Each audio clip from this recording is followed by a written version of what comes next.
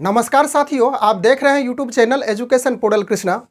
आज हम लोग पुनः इस वीडियो के माध्यम से वर्ग 8 की किताब हमारी दुनिया इकाई 2 और शीर्षक है भारत की कृषि, यानी भारत की कृषि से संबंधित जो अति महत्वपूर्ण प्रश्न बनेंगे उसका अध्ययन हम लोग करेंगे।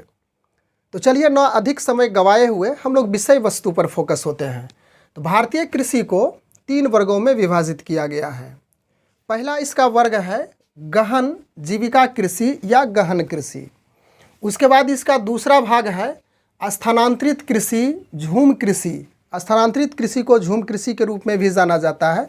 और इसका तीसरा पार्ट्स है वाणिज्यिक कृषि।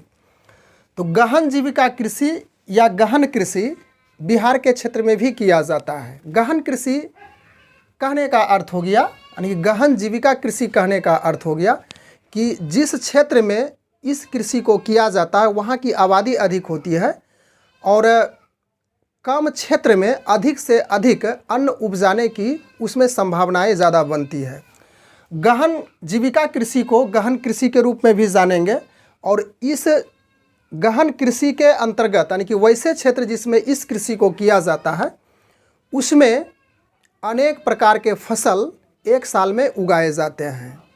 उसके बाद दूसरा है स्थानांतरित कृषि, अन्य नाम से इसे झूम कृषि के रूप में भी जाना जाता है या तो फिर कर्तन कृषि या दहन कृषि के रूप में भी यह जाना जाता है। भारत स्थानांतरित कृषि को थोड़ा सा हम लोग समझें। स्थानांतरित कृषि में एक स्थान पे यदि कृषि की जा रही है तो उस स्थान पे कृषि के क्रम में उस मिट्टी की उर्वरा शक्ति समाप्त हो जाती है, तो किसान अब दूसरे स्थानों पे जा कर के, जैसे जंगल का एरियाज होता है, जंगल का जो क्षेत्र है उसको कृषि के रूप में बदल दिया जाता है। तो भारत में यह जो झूम कृषि है या तो फिर स्थानांतरित कृषि जिसे कह सकते हैं, अलग अलग प्रदेशों में अलग अलग नाम से भी यह जाना जाता है। असम का क्षेत्र ले लें तो उसमें जो यह कृषि होती है झूम कृषि के रूप में ही जानी जाती है। उसके बाद आंध्र प्रदेश का आदि भाग लें तो वहाँ पे पोडू कृषि के रूप में जाना जाता है यही कृषि। उड़ीसा में लें तो यह पामाडावी के रूप में जाना जाता है। केरल में कुमारी, राजस्थान में बालरे, हिमालय क्षेत्र में यानी कि यह जो स्थानांतरित कृषि की जाती है तो उस क्षेत्र में खिल के रूप में जाना जाता है। और झारखंड में यही कृषि कुरुल के रूप में जाना जाता है। और उसके बाद विश्व स्तर पे, वैश्विक स्तर पे इसका नाम के रूप में हम लोग यदि अध्ययन करें तो वेनेजुएला में यही कृषि जो स्थानांतरित कृषि है यानी कि झूम कृषि है वह कोनको के रूप में जाना जाता है। उसके बाद मलेशिया की बात करें तो यह लदांग के रूप में जाना जाता है। मैक्सिको में मिल्पा और ब्राज़ील में रोका के रूप में जाना जाता है, यह स्थानांतरित कृषि। उसके बाद इस स्थानांतरित कृषि यानी कि झूम कृषि के अंतर्गत जो फसल उगाए जाते हैं वह 2 ही फसल है, चावल और मक्का। बिहार में इस झूम कृषि का कोई प्रमाण नहीं मिला है, यानी कि यह जो स्थानांतरित कृषि होती है बिहार में प्राय नहीं के बराबर ही होता है। उसके बाद वाणिज्यिक कृषि जो कि उत्तरी बिहार में होता है। वाणिज्यिक कृषि कहने का अर्थ हो गया कि जो व्यापारिक तौर पे किया जाता है, जिसमें इनकम का सोर्स अधिक होती है, तो वह वाणिज्यिक कृषि के अंतर्गत होता है। और इसमें फसल मखाना, केला और तंबाकू मुख्य रूप से उगाए जाते हैं।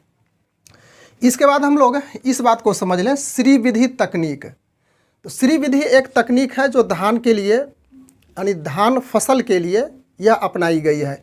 इसमें धान का जो बीज होता है उसकी जो उत्तम किस्म की बीज है उसको निकालने का तरीका है यह श्री विधि। यानी इसका प्रोसेस इस प्रकार है, थोड़ा संक्षेप में हम लोग समझें।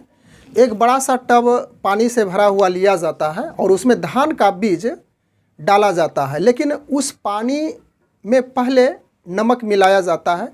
जब पानी का घनत्व बढ़ जाता है उसके बाद उसमें धान के बीज को डाला जाता है और जो अंदर सबसे नीचे चला जाता है यानी पेंदी में बैठ जाता है जो धान का बीज, वह उत्तम किस्म की बीज मानी जाती है। और फिर उसे जो प्रोसेस है खेती करने का उस अनुसार से बीज डाला जाता है, उसके बाद इसका रोपण किया जाता है।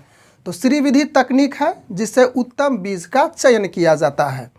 चलिए आगे हम लोग बढ़कर के बात करें कि फसल ऋतुएं यानी कि ऋतु के अनुसार से, समय के अनुसार से फसल को पुनः 3 वर्गों में विभाजित किया गया है।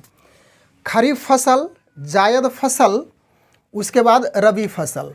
तो खरीफ फसल का जो टाइमिंग है जून और जुलाई में इसे बोया जाता है, उसके बाद अक्टूबर और नवंबर में काट लिया जाता है। यानी कि वैसे फसल जो जून जुलाई में बोया जाए और अक्टूबर नवंबर में काटा जाए तो वह खरीफ फसल के अंतर्गत आता है।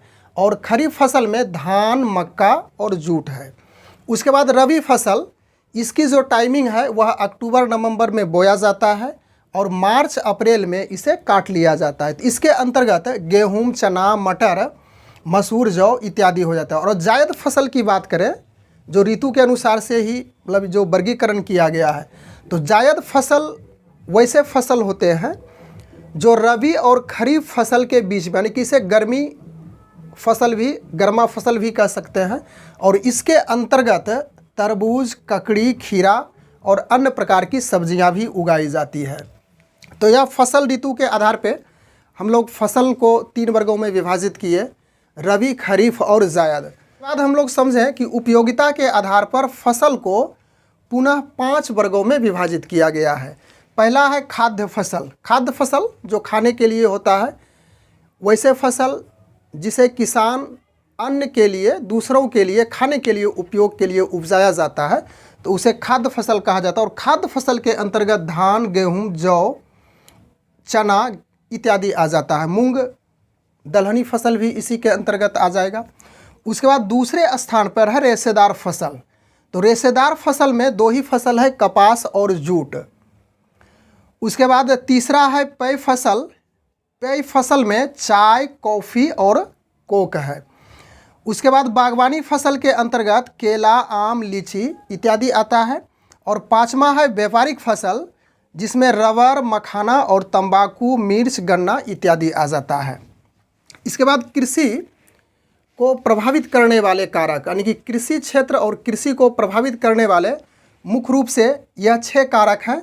तो वर्षा पर निर्भरता, पहला है वर्षा पर निर्भरता। यदि अच्छी बारिश नहीं हुई तो वैसी स्थिति में यदि किसान वर्षा पर ही आश्रित है, वर्षा पर ही डिपेंडेंट है, तो उसकी कृषि यानी कि उसका फसल अच्छा नहीं होता है।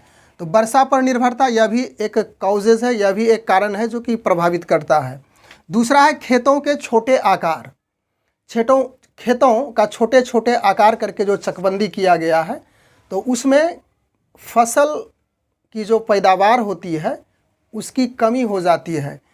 उसके बाद तीसरा में है भूमि का असमान वितरण। भूमि का असमान वितरण यानी कि भूमि जितनी है उस अनुसार से देखा जाए, जो कृषि भूमि है उसमें कहीं पे अच्छी भूमि है, उपजाऊ भूमि है, कहीं पे दलदली है, कहीं पे पहाड़ पर्वत वाली भूमि है। तो इस कारण से भी, भूमि का असमान वितरण के कारण से भी कृषि कार्य प्रभावित होता है। उसके बाद चौथा है कृषि ऋण। कृषि ऋण को आप समझ लें कि कोई किसान जो सक्षम नहीं है कृषि करने के लिए, बीज खरीदने के लिए, आवश्यक औजार, आवश्यक सामान खरीदने के लिए उसे किसी अन्य के द्वारा ऋण लिया जाता है। जब ऋण समय पे नहीं चुका पाता है तो अगले समय में जो फसल उनके द्वारा लगाया जाएगा उस पर वह प्रभावित होता है और अच्छी फसल नहीं कर पाता है। तो इस वजह से कह सकते हैं कि कृषि ऋण भी प्रभावित करने वाले कारकों में है। और उसके बाद कृषि विपणन। कृषि विपणन को भी हम लोग समझें। कृषि विपणन कहने का अर्थ हो गया कि यदि किसान फसल को उपजा लेते हैं और उसे बेचने के लिए उसे अच्छे मार्केटिंग या तो फिर अच्छी कीमत नहीं मिल पाती है, तो उस स्थिति में कृषि प्रभावित होती है, यानी कृषि विपणन वही हो गया। और छठा है परंपरागत कृषि, यानी कि ट्रेडिशनल इरिगेशन। परंपरागत कृषि कहने का अर्थ हो गया कि जो पुराने समय से खेती का तौर तरीका है उसी तौर तरीके को किसान अभी भी अपना रहे हैं। तो वैसी स्थिति में जितनी उपज होनी चाहिए खेतों में उतनी हो नहीं पाती है, तो यह भी एक कारक है। इसके बाद हम लोग अंतिम पड़ाव में आ चुके हैं इस चैप्टर का कि हरित क्रांति कब हुई। उस चैप्टर में आप पढ़िएगा, यह भी मिलेगा। तो हरित क्रांति 1960 ईस्वी में हुई। और गेहूं का कटोरा, यह एक उपनाम है। गेहूं का कटोरा किसे कहा जाता है? तो यह पंजाब को कहा जाता है, क्योंकि पंजाब में 20% उत्पादन, यानी पूरे जो उत्पादन का है विश्व में देखा जाए तो 20% उत्पादन पंजाब से किया जाता है। तो इस वजह से हरित क्रांति का अधिक प्रभाव, अधिक इफेक्ट देखा जाए तो पंजाब में ही देखने को मिला है। तो इस प्रकार से भारत की कृषि से संबंधित जो अति महत्वपूर्ण प्रश्न बन रहा था उसका हम लोग अध्ययन करने का प्रयास किए। बस आज के वीडियो में हम लोग इतनी ही चर्चा करने के लिए उपस्थित थे, इतनी ही जानकारी प्राप्त करने के लिए उपस्थित थे। मिलते हैं अगले वीडियो में एक नए टॉपिक के साथ। तब तक के लिए धन्यवाद।